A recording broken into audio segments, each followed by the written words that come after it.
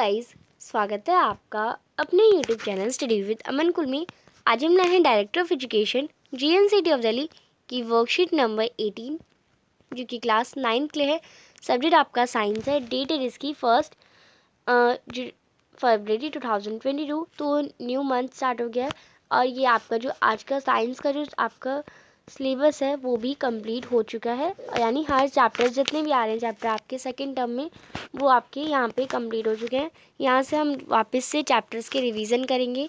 तो आप फरवरी की 10 डेट तक एटलीस्ट आपका भी सिलेबस कंप्लीट हो जाए। अच्छे से पढ़ लें आप और समझ लें, बिकॉज आपके एग्ज़ाम भी पास आने वाले हैं। तो एटम्स एंड मॉलिक्यूल्स आपका जो चैप्टर नंबर 3 है उसका रिवीजन हम करेंगे। Compounds are form only by chemical reaction. जो कंपाउंड्स है वो हमेशा केमिकल रिएक्शन यानी एलिमेंट्स के कॉम्बिनेशन से ही फॉर्म होते हैं और this reaction govern by certain principle which are, और ये रिएक्शन जो होती है वो कुछ प्रिंसिपल के अकॉर्डिंग होती है जिसे हम लॉ ऑफ केमिकल कॉम्बिनेशन कहते हैं। तो इसी प्रिंसिपल को हम लॉ ऑफ केमिकल कॉम्बिनेशन कहते हैं। अब लॉ ऑफ केमिकल कॉम्बिनेशन भी दो टाइप्स का होता है, एक तो law of conservation of mass और एक लॉ ऑफ कांस्टेंट प्रोपोर्शन। अब लॉ ऑफ कंजर्वेशन ऑफ मास क्या हमें ये कहता है कि मास ना तो बनाया जा सकता है ना ही डिस्ट्रॉय करा जा सकता है केमिकल रिएक्शन में। यानी ना मास बनाया जा सकता है और ना ही डिस्ट्रॉय करा जा सकता है।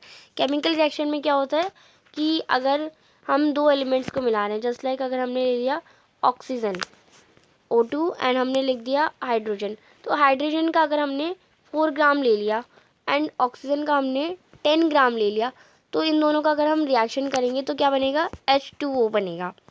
H2O बनेगा यानी इसे क्या कहते हैं, वाटर कहते हैं। तो H2O भी हमारा 14 ग्राम ही होगा, यानी इन दोनों का प्लस ही होगा, ना तो ये 15 ग्राम नहीं हो जाएगा, यानी ना, क्योंकि मास और बन नहीं सकता या मास इनमें से डिस्ट्रॉय नहीं हो सकता। ये law of conservation of mass कहता है। अब law of constant proportion in a chemical substance compound elements are always present in different. अब ये जो कहता है हमें लॉ ऑफ कांस्टेंट प्रोपोर्शन कि केमिकल सब्सटेंस या एलिमेंट्स है वो हमेशा डिफाइंड प्रोपोर्शन में होते हैं। यानी एलिमेंट जो कि है वो जो एलिमेंट्स कंपाउंड्स बनाते हैं वो सेम प्रोपोर्शन में होते हैं। यानी a compound is always form from the same elements everywhere. यानी अगर हम एक प्योरीफाइड वाटर ले लें, तो प्योरीफाइड वाटर यानी H2O ले लें, तो उसमें भी आप देखिए 1 जो है वो हमारा 2 जो है वो हाइड्रोजन है और ऑक्सीजन 1 है। ऐसे अगर हम गंदा पानी भी ले लें, अगर हम इसकी जगह जो गटर का वाटर होता है, नाली का जो पानी होता है वो भी ले लें, उसमें भी H2O जो होगा, H हमारा 2 नंबर पे होगा और 1 ऑक्सीजन जो है 1 नंबर पे होगा, क्योंकि ये डिफरेंट प्रोपोर्शन है, यानी वाटर उनमें इतना ही अवेलेबल होगा। अब एग्जांपल हम अच्छे से देखते हैं। यानी फॉर्मेशन ऑफ वाटर का फॉर्मेशन कैसे होता है, H2O हाइड्रोजन और ऑक्सीजन से, जो कि एक कांस्टेंट प्रोपोर्शन में रिएक्ट करते हैं। इनका मास का रेशियो क्या है, 1:A, यानी हाइड्रोजन का 1 एलिमेंट और ऑक्सीजन 8 नंबर पे। यानी 1 ग्राम जो हाइड्रोजन का 1 ग्राम है वो हमेशा ऑक्सीजन के 8 ग्राम से ही रिएक्ट करेगा, और 1 और 8 को प्लस करेंगे तो 9 ग्राम वाटर वो बनाएगा। जो अगर हम 2 ग्राम ऑफ हाइड्रोजन ले लें तो वो 16 ग्राम की ऑक्सीजन से ही रिएक्ट करेगा। और whatever the amount of oxygen is always to produce, और जो अमाउंट ऑफ ऑक्सीजन है वो हमेशा 18 ग्राम ही होगी, यानी 16 + 2 18 ग्राम ही होगा, तभी हमारा H2O बनेगा। सिमिलरली ऐसे ही हमारा कार्बन एंड ऑक्सीजन को बनाने के लिए जो रेशियो है वो 3:8 है, और अमोनिया को बनाने के लिए नाइट्रोजन और हाइड्रोजन का जो रेशियो है वो 14:3 है। तो ये बता रखा है, आप इसे लिख लेंगे। एंड ये सब आप ये पढ़ चुके हैं, ये रिवीजन ही है फर्स्ट। तो अब इसी पे आपको कुछ क्वेश्चन है। Right law of chemical combination, तो आपको पता है दो लॉज हैं। तो फर्स्ट लॉ हमारा है law of conservation of mass. तो दो लॉज हैं केमिकल कॉम्बिनेशन के, law of conservation of mass और law of constant proportion. Second question है, can there be a variation in chemical composition of 2 sample of pure water taken from 2 different places.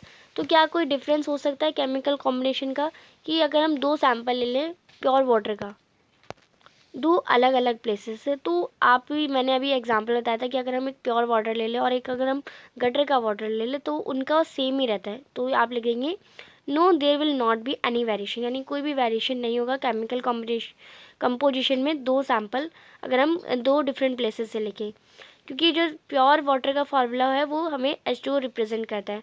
If pure water is taken from two different places, यानी अगर हम pure water दो अलग अलग places से लेंगे तो केमिकल कॉम्पोजिशन है वो हमेशा सेम ही रहेगा। थर्ड क्वेश्चन है, if 3 gram of carbon burn in 8 gram of oxygen to produce 11 gram of carbon dioxide, यानी 3 ग्राम जो है कार्बन वो 8 ग्राम ऑफ ऑक्सीजन के साथ बर्न होता है, वो प्रोड्यूस करता है 11 gram of carbon dioxide. Then how much carbon dioxide will produce if 20 gram of oxygen is burn in 64 gram of oxygen. तो आप इन दोनों को प्लस कर देंगे, निकाल लेंगे इसका answer. And which law of chemical combination will govern your answer, और कौन सा लॉ ऑफ कंजर्वेशन है जो आपका आंसर बताता है। तो अगर हम constant law of constant proportion के अकॉर्डिंग देखें, जो कि गवर्न करता है कि एलिमेंट्स जो होते हैं वो डिफाइंड प्रोपोर्शन में होते हैं by mass. So there will carbon dioxide produce in ratio of 38। So according to the conservation of mass, हमें पता है मास ना क्रिएट करा जा सकता है ना डिस्ट्रॉय करा जा सकता है किसी भी रिएक्शन में। तो कार्बन डाइऑक्साइड प्रोड्यूस जो हुई है वो 24 + 68 यानी 88 ग्राम ऑफ कार्बन डाइऑक्साइड जो है प्रोड्यूस हुई है। नेक्स्ट है question number 4, which elements are involve in the formation of water. तो कौन कौन से एलिमेंट्स है जो कि वाटर के फॉर्मेशन में फॉर्म हुए हैं। तो एक वाटर मॉलिक्यूल यानी जो है वो हाइड्रोजन और ऑक्सीजन के एलिमेंट से मिलकर बना है, देन वो हमारा एक वाटर बना है। तो ये थी आपकी आज की वर्कशीट। आई होप आपको अच्छे से वर्कशीट समझ आ गई होगी। चैनल को अभी तक सब्सक्राइब नहीं किया है तो प्लीज़ मेरे चैनल को सब्सक्राइब ज़रूर करें, ज़्यादा से ज़्यादा दोस्तों के साथ शेयर करें। Thanks for watching, bye bye guys.